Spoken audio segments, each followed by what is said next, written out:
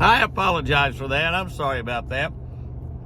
You think we're not having a heat wave here in the South? You've been seeing it on all the news channels, and if you live down here, you've been living through it. Like I said, Chris and I are getting ready to live through it this week without air conditioning, this coming week. But my phone overheated inside of my air-conditioned truck. How is that possible? How is that possible? That's right, my phone overheated. I had it up here in my rack. I've got it laying on the dash of my truck now. I had it up here in my my deals up on the windshield. I guess the sun coming through the windshield put a lot of heat on it, like a magnifying glass, you know, like you magnify and set paper on fire and stuff.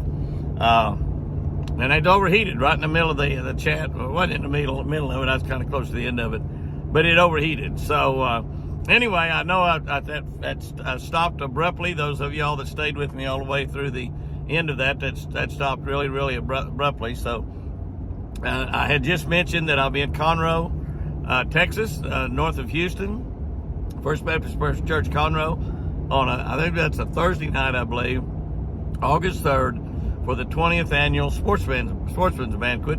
I probably will have Chris with me. I'm probably going to take her down there with me, and hopefully, I might also have Benelli with me. So, those of y'all want to say hi to Chris and give her a hug and say a prayer with her, that you sure can.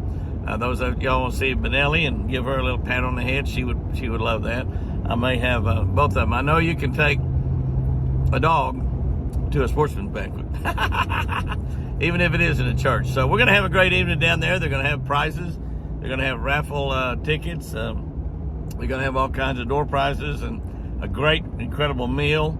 And it's just going to be a super evening. It's Sunday, August 3rd. I believe I got that right. I'm just going by memory. I haven't looked at my calendar. But that's going to happen. And so I think that's about all I got to talk about. I did want to mention one thing. While I was up there at L&M this week, I talked to a lot of people that really was into fishing big time and loved to fish. It's a great fishing area up there right on the banks of Lake Michigan. And I talked to a man that was 91 years old. And he was looking at my boat and admiring my boat. And he said, "Man, it's a pretty boat, Jimmy. That's just a really nice boat." He said, "I'm 91 years old and I fish all the time." He said, "My boat's not quite as nice as yours, but it's pretty nice. And I fish all the time." 91 years old. Now, I don't know how old you are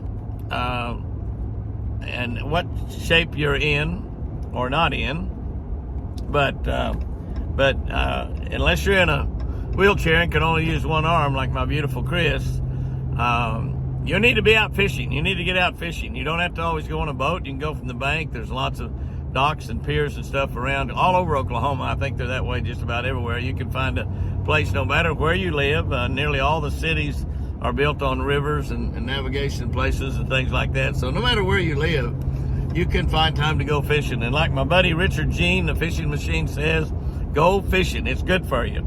So I just want to remind you something that I'm not sure if this is a 100% fact or if it's a fable, but God does not count against you the days that you spend fishing. We all have a allotted number of days that God has allowed us to live on this earth before we go on into eternity. And I've always heard that he did not count against you the days you went fishing. So I might have only should have lived to be like 25 or 28 years old. And all the days I've been fishing has allowed me to live up till right now. So, but you never think that, if you go fishing every day, you might live forever. But don't miss a day. Don't miss a day, because that way you might have used all of them up, and those days it's not being counted against you. So go fishing. It's good for you. If you're 91 years old, I've told you this before, I carried Gus Roten, Jerry Roten's daddy. Jerry's joined him up in heaven now. But I carried Jerry Roten's daddy fishing when he was 96 years old.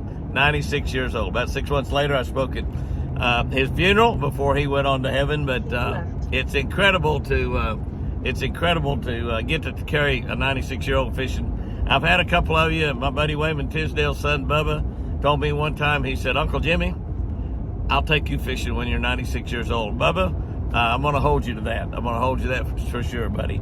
But I hope you all have had a great week, a great Sunday afternoon. I hope you're waiting on, expecting a great week this coming week.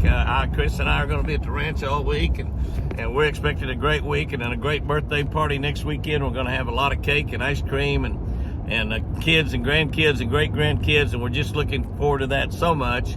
And we get that birthday over. The next thing we'll be looking forward to is our anniversary in December. If her and I can remain married till December 30th, we'll have been married 60 years. 60. Is that amazing? That's wild, isn't it?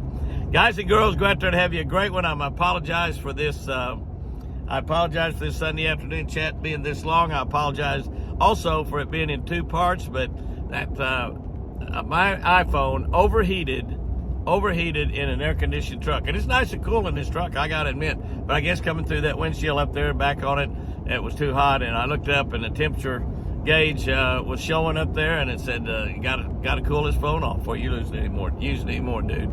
So I cooled it off in front of the air-conditioned vent, fired it back up, and here we are. So y'all have you a great one out there.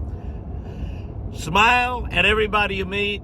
Be a part of the solution, not part of the problem. And remember, I sure do love you.